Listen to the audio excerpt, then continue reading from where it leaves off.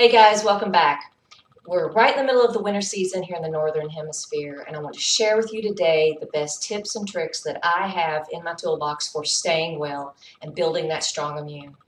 Now, number one, as spoken about so many times, we have to have a regular stress reduction practice. If you'll think about it, probably every time in your life that you ever came down with something, cold, flu, bronchitis, bad sinus infection, you're probably really stressed out in the middle of it. I know that's true for me. But we also have to, on a physical level, look at what we can put in our bodies that actually build the immune system and doesn't take anything away, doesn't give us side effects. The body's a healing machine. We just need to give it what it needs and it'll work. So we've all heard vitamin D. Let me just nail that home once again one more time. In the fall and winter and we're out of the sun, we get so low in D. We need something around the 40-50 mark, even more so would be great, but at least there. If you go get tested during the winter months and you're not supplementing or eating foods rich in vitamin D, it's probably down in the 20s. So that's primary in staying well, keeping up the vitamin D. You can get it through fatty fish, tuna, mackerel, what are some other salmon, you know, the fatty fish group. So portobello mushrooms as well, egg yolks, dairy, cod liver oil. It sounds gross, but you can also get it in capsules. Those are very high in vitamin D. Second, what I want to say is if you feel something coming on, and we all get that yucky feeling when it, comes into our auric field and it's starting to just settle in, first entering our body, that's when we have to tackle it. Right then, right in the first couple of hours, and we can knock it out.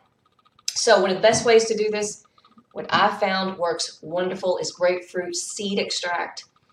This is very potent in boosting the immune system and raising the pH level in the blood. You want to do this. It's antibacterial, antifungal, antiviral. And you can even take this when you get food poisoning to knock the bug out in your gut. So I cannot say enough about this. I've gotten well so many times. You take it 2 or 3 times a day, 10 to 15 drops. Do what works for you. Just research it. This works wonderful. And the only caveat here is if you're on medications, talk to your doctor first about doing anything grapefruit because it can alter the medications. So second on a natural antibiotic list is Sovereign Silver. I say Sovereign Silver, that's a brand. I'm really talking about silver, but Sovereign is a great brand. You want a high quality brand, a couple of drops in your water, a couple of times a day. Again, something that's natural that will not take away from your body in any way. Most over-the-counter, I would venture to say all over-the-counter medications and definitely all prescriptions will compromise your microbiome. Well, that's 75% of your immune system. So if we're killing the good bacteria, then that will make us susceptible to getting sicker more often. So that's self-defeating. We got to look at it in the future. How's that going to affect us? So if we take the natural stuff and boost our immune, we'll be good. Zinc cough drops or zinc lozenges or tablets, however you want to get it.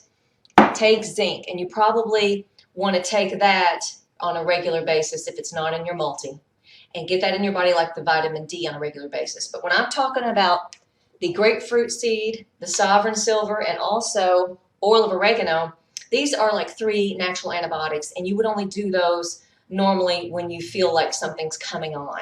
The vitamin D and the zinc on a regular basis. Also, elderberry syrup is huge. It's got tons of vitamin C, all kinds of chemical compounds and bioflavonoids that will help you knock things out. It's just awesome, and it tastes good too.